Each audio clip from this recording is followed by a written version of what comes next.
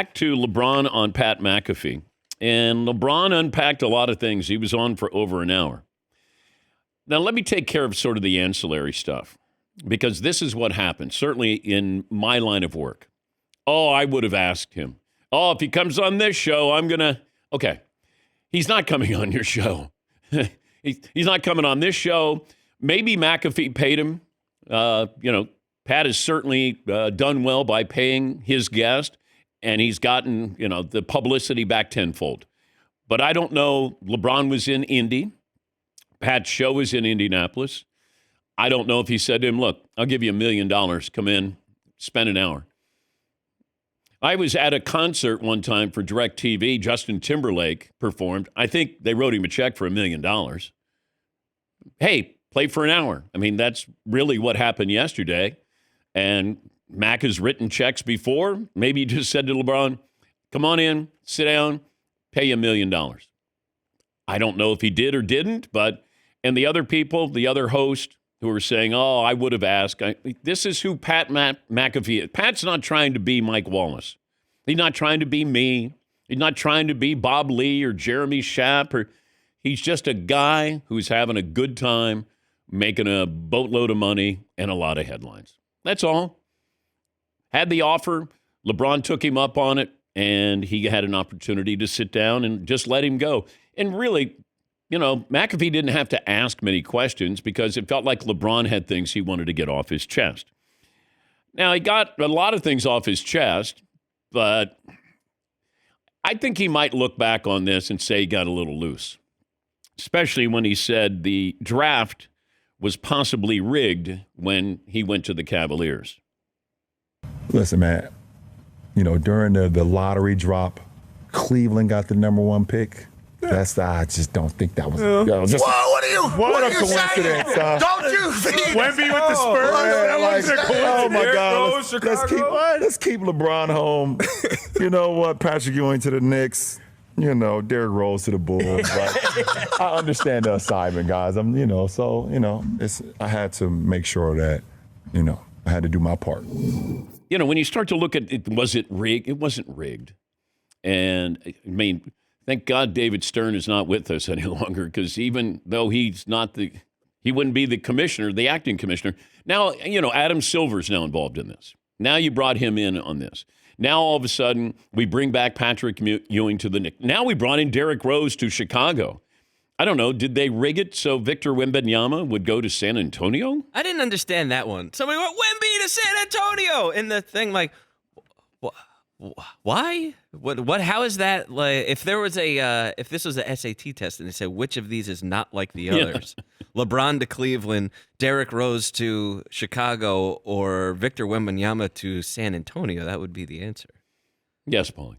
When I heard LeBron say it, I first read that he said it, and then I heard it, and he doesn't appear to be kidding. Maybe a light poke or something like that, but it does seem a little odd, the coincidence that Ewing goes to the Knicks, LeBron stays home, and Derrick Rose stays home. It seems a bit coincidental, overly coincidental. And I think that's what LeBron was poking at.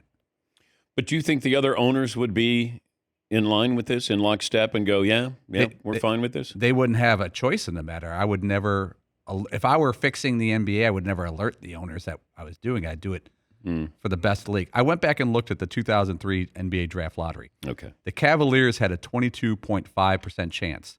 That's tied with the Nuggets for the highest chance to win the lottery. This is back when the lottery was very much weighted toward the top 3 or 4 teams. Yeah. So they were not a surprise team in any way. Cleveland tanked. I mean, that's the one thing that happened. They tanked to get LeBron James. Do I think that it's fixed? No, I do not. Do I think it would make sense? Like if you wanted to send LeBron and you wanted to send him to New York at the time. I mean, the Knicks were in the lottery. So, yes, he got to stay in Cleveland, but Cleveland made sure they had the best odds to be able to get him. Yes, Eden. And you know what? If you didn't send LeBron to New York and the Knicks, why didn't you rig it so Carmelo went there? Instead, he went to Denver to send him over to... Yeah. I think LeBron is passive-aggressive. I don't think he was kidding. I think there were a lot of things he wanted to get off his chest. He wanted to get off his chest about the run-in with Stephen A. Smith. He took a shot at Brian Windhorst, which I didn't think that was fair. It was just like he was unplugged, which was great for Pat McAfee Show. You got him, and you just let him go. And Pat's not necessarily calling you in. You know, with Aaron Rodgers. Rodgers would say a lot of things. Pat's just letting you go. Yes, Marvin. Yeah, I'm not sure if it's so much passive-aggressive anymore. It just seems I'm saying whatever I want now. So it's not even like I'm like hinting at this. Like him going at Stephen A., him going at Brian Windhorst. Like it wasn't, I'm insinuating these names. No, I'm saying these names. Like, oh, this reporter that's reported on me. No, Brian Windhorst thinks he's my friend. He's not my friend. I think 10 years ago, passive-aggressive is for sure. But why now is he saying this about Brian Windhorst? Because he's wealthy. LeBron's wealthy? This feels like He's been wealthy. And I don't care anymore. He's like, I'm in my 40s now. I don't. And then the media and how they treated his son, and it just felt, I don't know, it was odd. It just was. Because he normally does a pretty good job. He's handled a lot of things brilliantly. But I don't know if it was an oh, woe is me, or I don't know. Just a strange feel that I got. And then all of a sudden he decides he's going to talk about how the players of today could play against the players of the 60s and 70s. The game is different, and we should respect all eras in that era. You know, we can't be saying, okay, just because Wilt was great in the 60s and 70s that he'll be great now. And we also can't say that some of the guys now will be great. It is what it is. Respect that era, and we move on. But every single day that he's better, he's not better, he wouldn't. You trying to tell me Giannis wouldn't be able to play an NBA game in the 70s? Handshake, he wouldn't be able to do it. Giannis, neither would you. Neither would you. Giannis Antetokounmpo would have 250 points in a game in the 70s. Okay. See, now you just disrespected Kareem and Dr. J and all the players who played in the 70s. I mean, why? Giannis would not be Giannis. If he was playing in the 70s, he'd be playing with his back to the basket. I mean, it wouldn't be shooting three. He wouldn't be who he is. He wouldn't develop the way he's developed. I mean, the rules back then, how you played back then. Is he getting 250? Well, Kareem didn't get 250. Are you telling me that Giannis would have been better than Kareem back in the 70s? And the answer is no. But I don't know why. Nobody said Giannis couldn't play back in the 70s. He would have played differently. LeBron would dominate in the 70s. He would be a different player. Yes, he would be great. I mean, how would Larry Bird be today? He might be even better.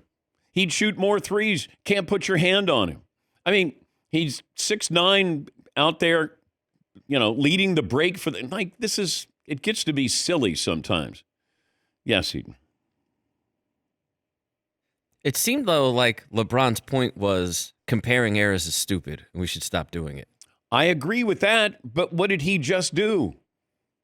He said Giannis would score 250 points in the 70s in a game. Yeah, I mean, I think he seemed to be joking about, I don't think he literally meant he would score 250 points. I think he was joking. I think he's saying that he would dominate. Now, the 250. He would dominate. Yeah. He would dominate, though. No, he would be a completely different player. The evolution of the basketball player has brought Giannis to us in this form. Back then, he would be a center with his back to the basket. You don't think he could play like that? No, he's not that kind of guy. He's a perimeter. He beats you off the dribble. I mean, he's a guy who shoots, threes. I mean, Joker back in the 70s would have been a back to the basket, and he would have been able to play the way he does now. It seems to me, though, like it's like an odd thing that we do is we have these super athletic guys, right? Super athletic right now, where they're doing this stuff, right? He's beating you off the dribble, he's doing all that stuff. But if you strip the game down and make it a little more basic and simple, he would fall apart. He wouldn't be able to play like that. No, it's not that. How?